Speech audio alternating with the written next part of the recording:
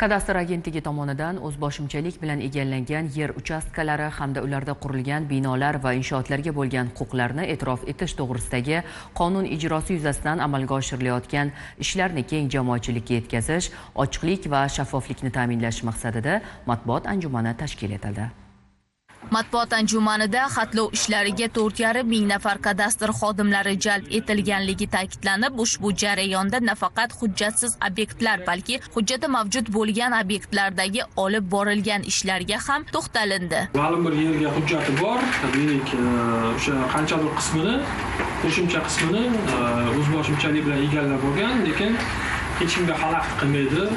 Tabiatga, qo'shnilarga, aholiga, infrastruktura obyektlari bo'lgan binolarga ta'sir qilmaydigan holatlarda ularni ideallik huquqini e'tirof etish masalasi ko'riladi. Anjumanda ta'kidlanganidek, so'nggi 1 yil davomida o'zboshimchalik bilan egallagan yerlar bo'yicha minglab murojaatlar ko'rib chiqilib, ko'plab fuqarolarning mulk huquqlari qonuniylashtirildi. Shu bilan birga joylarda aholi o'rtasida tushuntirish ishlari olib borilib, xatlov jarayonida zamonaviy raqamli texnologiyalar qo'llanilmoqda. Demak, e'tirof etish ishlari olib borildi. Bugungi kunga agar raqamlarga qaraydigan bo'lsak, respublikadagi 9 million obyektni reja qilib olinganda 934 ming obyektni xatlov qilish, shundan 840 ming obyekt xatlov qilindi va e'tirof tizimiga 380 ming obyekt bugungi kunda yuborildi.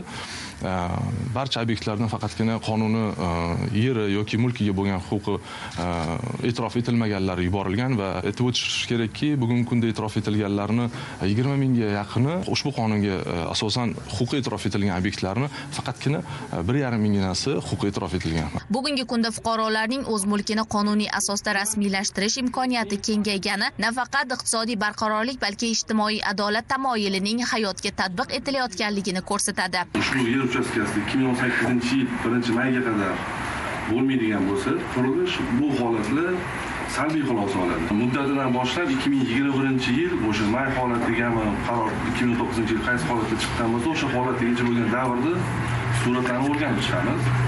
Ushbu suratlar ichida agar qurilish ishi boshlangan yoki qurilish qilgan bo'lsa, bu yer uchastkalariga ijobiy xulosalarni qilamiz. Matbuot anjumani ochiq muloqot shaklida o'tib, ishtirokchilar o'zlarini qiziqtirgan savollarga javob oldilar. Qonun ijrosidagi ayrim amaliy masalalar yuzasidan fikrlar almashinildi. Diyora G'aniyeva, Bobur Yo'ldoshev va Bosot Bosarov, Zamon informatsion dasturi uchun.